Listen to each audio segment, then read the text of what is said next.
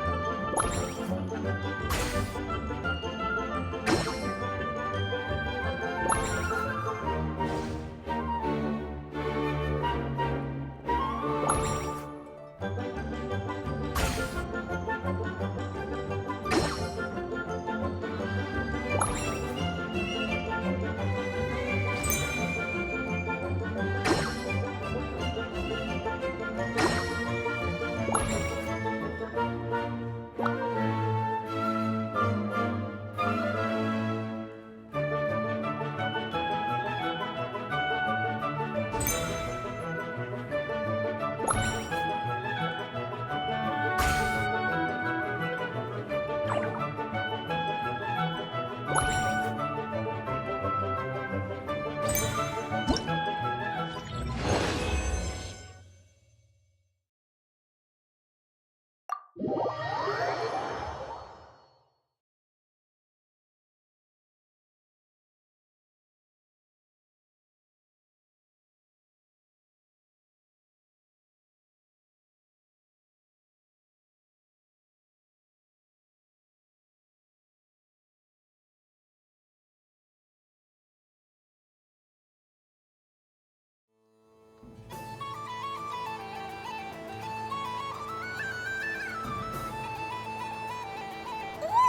a remarkable talent! So, what do you make of it? The use of Jumpy Dumpties doesn't come as naturally to me as Kuvaki, but their unpredictability makes it fun. I think they call this novelty. Indeed! And how did it feel blowing those pesky nuisances away? Not bad. Any guilt? What do you mean? Oh, wonderful! Lovely answers to all 3 questions. You've passed the safety test. Now I can give this special bomb to you as a souvenir. Remember, if you find any meanies living on the moon, you can use this to boom them into oblivion. I will.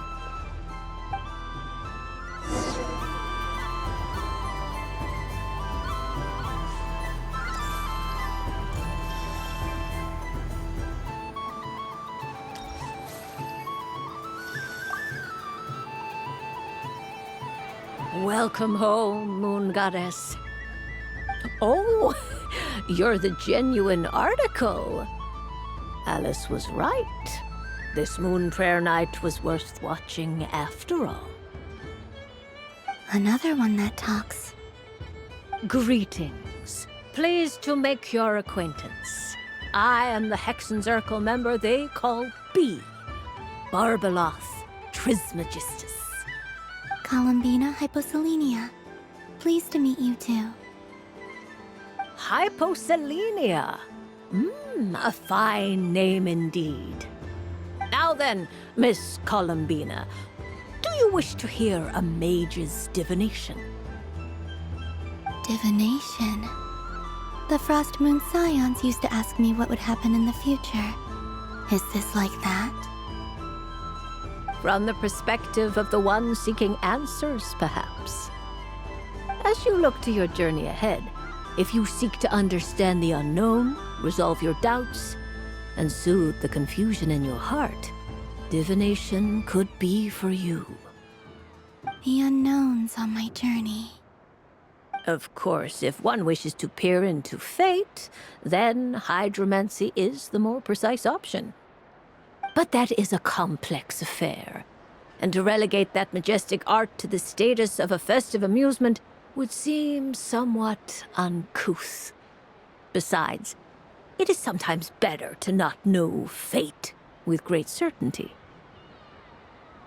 Hence, I shall use the suitably festive Luna Arcana to tell your fortune instead. It is more popular with the youth in any case. Lunar Arcana. Indeed. Unlike hydromancy, this will only display possibilities and trends. People like to think of themselves as creatures of agency and free will. Peering too far and too clearly into the future is detrimental to both body and soul. I'd like to give it a try. Of course you may. Come then, take a seat, Miss Columbina. Before we begin, are there any specific questions you would like to ask? Let's stick to general possibilities and trends, like you suggested. Ah, very well. Then I shall use the basic Lunar Arcana deck. Now, try to relax. Cast your mind upon the things you have experienced and the things you are soon to experience. I will shuffle the deck. Would you like to cut the cards yourself? You do it. No problem. Now then, to make things easier for the Seeker, that is to say, you, I shall decipher the cards from your perspective.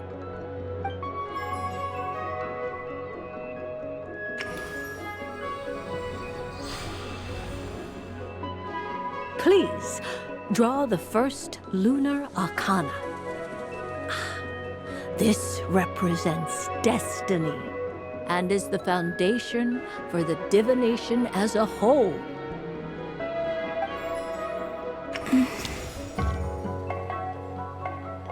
Now, draw your second card.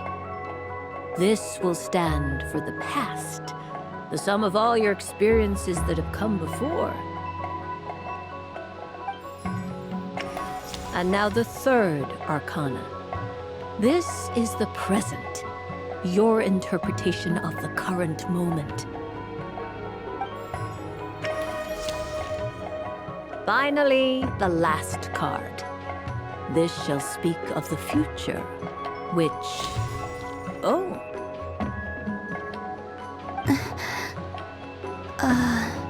Kuvaki pulse? Fascinating. I've never encountered this before in my role as a diviner. Something has exerted an influence upon this card, causing it to leave its designated position. What do you make of this, Miss Columbina? Perhaps this is the guiding hand of fate in action. Of course, if you wish, you can choose to deny the validity of this card and draw the future for yourself. No, it's fine. Let's go with this one. A bold decision. I must say I'm looking forward to the results. Well then, let us flip the lunar arcana in sequence and see what emerges. Sure. First, destiny. No surprises here. The card that represents yours is the moon. The moon. Indeed. The moon can represent the truth at some times, but deception at others. False peace, destructive calamity, and the world-changing power that lies within. When the moon is placed on the destiny tile, it indicates that your destiny is not what it may appear on the surface. Instead, it may yet have a hidden side. It symbolizes a journey through the fog, fraught with uncertainty and deception, where one must face inner challenges head-on. I don't understand. Patience, my dear. This is but the first card, which serves as a basis for the interpretations that follow. Our divination will only grow clearer from here on out. Now then, flip the second card, the one that speaks for the past.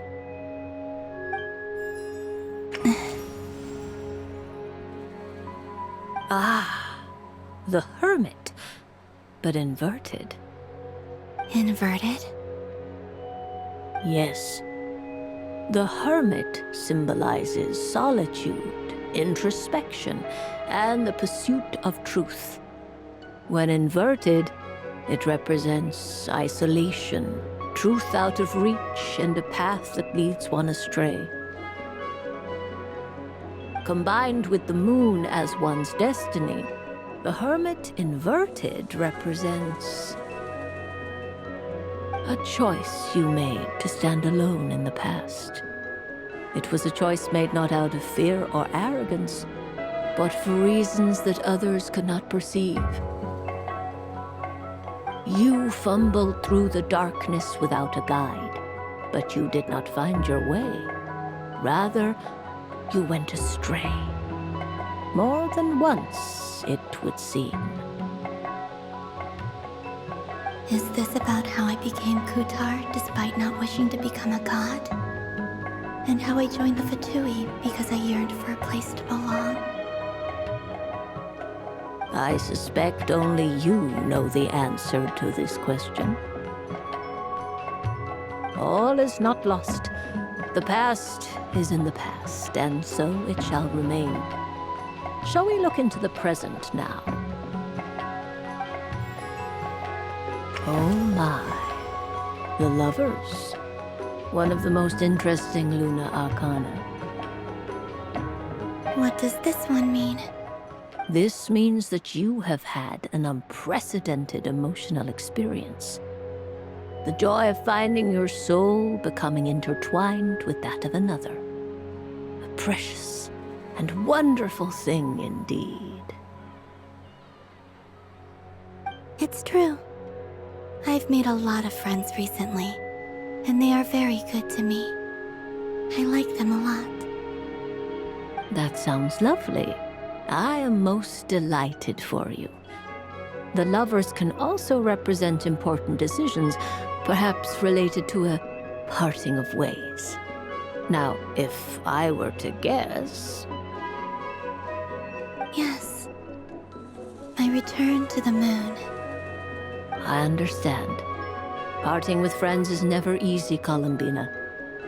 But rest assured, this is not the end of your journey. There is always another story waiting to be told. The future always lies ahead.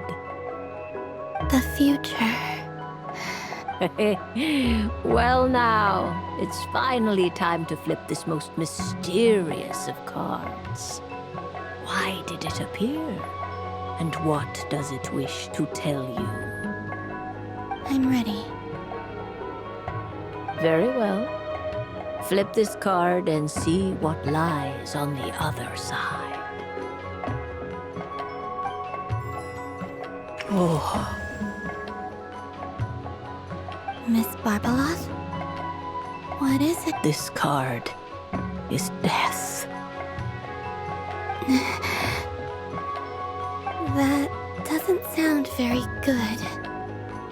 It depends on how we interpret it. It is true that it can represent an agonizing death, a complete and utter end, but at the same time, it can also represent rebirth. Do not forget that your destiny card is the moon. That lends your future many different potential meanings. If death spells the end, is it unavoidable? As I have said, divination can only display general trends. It is a rough guide, but it does not show predetermined outcomes. Allow me to summarize it for you. In the past, you may have lost your way, but now you have gained new connections and new strength. You now face an important decision, one that may bring about a great change in what is yet to be. This change might, in turn, be the end of all things, or their beginning. But remember, everything is subject to change because of the moon present in your destiny. You must see the truth clearly and face your innermost thoughts. The truth. My innermost thoughts. Thank you, Miss Barbeloth. Don't mention it. Some people dislike divinations, the fear of glimpsing an ending to their story that they wish was not so. But I can see that you're different. The result of this divination will not sway your decision.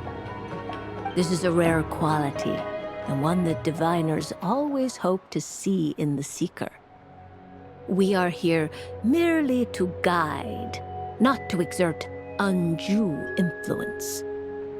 I understand. Go then and illuminate your future, Miss Columbina. The moonlight that shines from you now is most captivating.